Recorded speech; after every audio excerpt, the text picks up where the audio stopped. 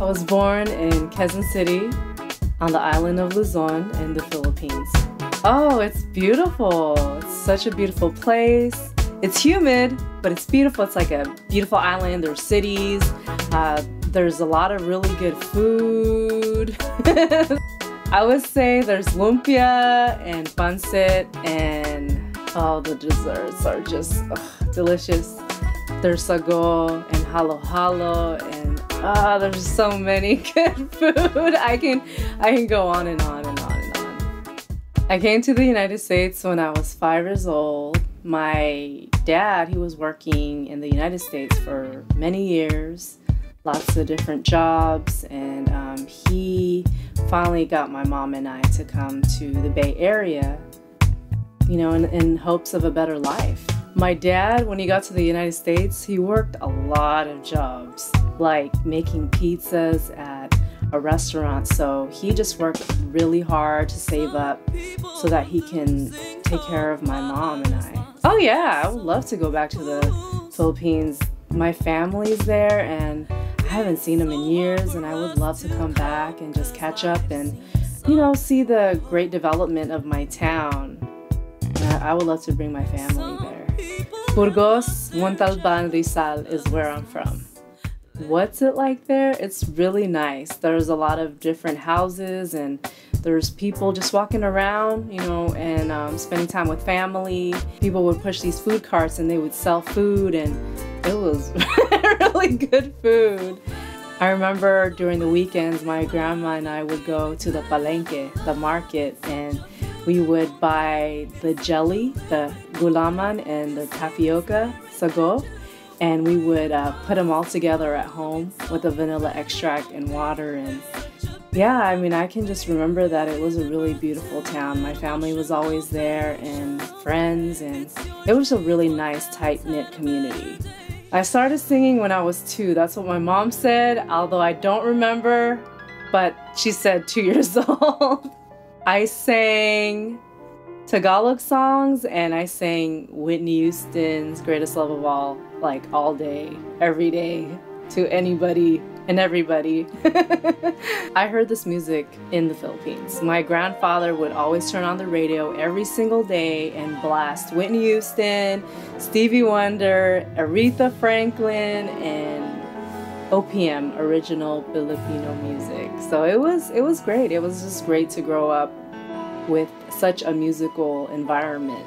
And my family just immersed themselves in music all day, cooking and cleaning and just lounging. Music was just the soundtrack of our lives. There were a lot of different factors that pushed me into pursuing a musical career. My mom and my dad, they both encouraged me to take music classes like piano and saxophone, be involved in choir and band, and finally my mom enrolled me in vocal lessons, and she said, hey, you know, let's give this a shot. Let's polish up your skills in singing and performing. And so I met a really great vocal coach. His name is Greg Farbizio when I was about 12 and a half going to 13, and I was his very first student. He was just starting off. He just encouraged me. My mom and my dad just encouraged me, and they were there for me. I would say I had a really, really strong support system. Also, my grandfathers, they were my first audience, and they would give me money after I would sing to them. So I would say just a great support system really inspired me to continue singing. Oh yeah, I listened to a lot of Filipino singers such as Lea Salonga, Jaya, Gary Valenciano, Regine Velasquez, Sharon Cuneta, but I remember specifically listening to ballads. That was my favorite, all-time favorite style. As far as American artists, I would say Sarah Vaughan, Jill Scott, Ledisi, Lauryn Hill, Amel LaRue, Eric Roberson, Donny Hathaway, Marvin Gaye, Stevie Wonder, Quincy Jones. I can go on and on. I mean, the list is just endless. And I also listen to different genres of music. I listen to Talib Kweli and The Foreign Exchange and Little Dragon, And sometimes I get into U2, and good music is good music. The songwriting process looks like a completely blank canvas, and the brush is your pen or your pencil, and the lyrics that you write, the palettes of colors. And so it's like you're painting a story, but it's also you're painting a picture with your words and your sounds and your emotion. It's like creating your own work of art. I would say a blank canvas, and you just have to use all your colors of emotions and lyrics and make it into a story. I would describe my music as expressive, eclectic, soul. 3 words. Eclectic because there's just a different style to it. There's a fusion of different genres. It's one of a kind. I don't think that you can classify it into one specific genre. And it's very expressive, it's very soulful. It comes from a real place, it comes from the heart, it comes from life experiences. And so if I had to sum it up, I would say expressive, eclectic soul. Recording an album, it requires a lot of focus. Focus, focus, focus. I just have to completely shut down and lock myself in a room with a pen. I get really, really excited when I finally know that a song is done. Like I can just put my pen or pencil in my journal down, and I can, you know, just groove to the lyrics and the music, and it just all comes together. It's like a puzzle. Like the puzzle pieces are just coming together.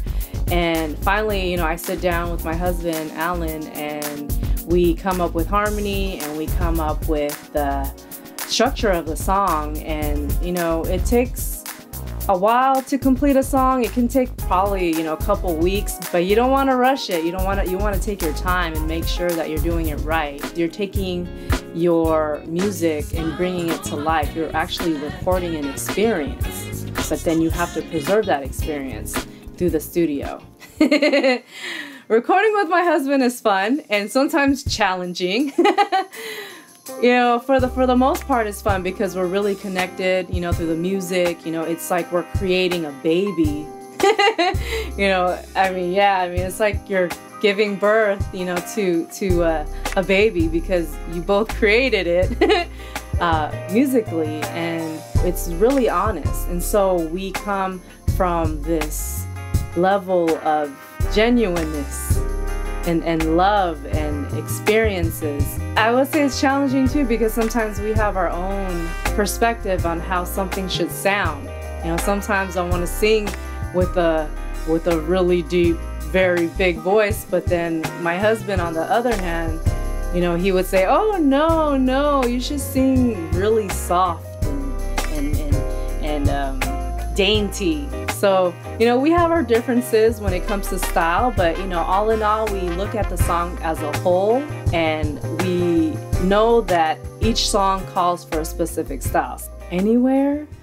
I would say I would love to perform at the Madison Square Garden because it's a great venue, it's huge, and a lot of wonderful artists have performed there. I was pregnant when I was recording my first album. It had its challenges, but it was a beautiful experience. Pretty much I was really emotional through the process. It was really fitting for the title of the album, Philosophy, a study of emotions through words and sounds. Recording that album allowed me to be vulnerable and sensitive to my art. It's like I was coming from pain and disappointment and fear and insecurity, and I allowed that to come out of my body into the music, and I felt that that was an honest representation of myself as a singer and as a songwriter.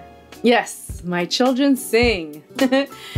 My son loves to sing, and so does my daughter, and it's funny because sometimes my daughter likes to battle me when I'm rehearsing, and she's like, "Shh, it's my turn, mama," and she'll sing louder than me. So yeah, it's fun just to hear my children. I feel that if they see that I'm pursuing my dreams, I feel that when they get older, they'll be brave enough to pursue their own.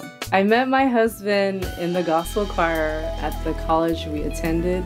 He was the piano player and I was in the alto section. And we would always compliment each other, saying, "Oh yeah, you play really nice and you sing really nice." But we were just too shy to talk to each other. I don't know what it was, but yeah, we told each other, "Hey, you know, let's make some music." But I was hesitant to call him after like 3 years, but then I finally did, and the rest is history. My favorite song, if I had to only choose one song in the whole world, I would say Greatest Love of All. That song means a lot to me. It reminds me of my childhood.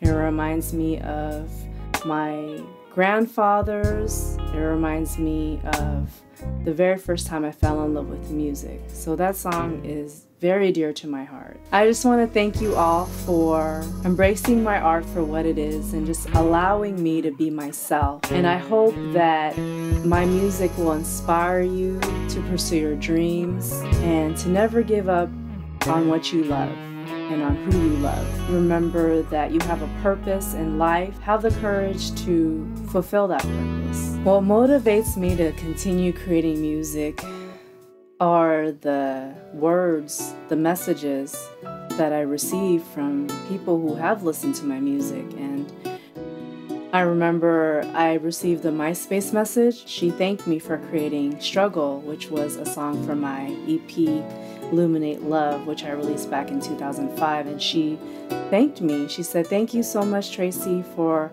creating this song. I was finally able to let go of my pain. I feel free." And so that's why I continue to create music, because I feel that music is a powerful tool, and if it's used responsibly, you can change a lot of lives and you can inspire the future generation.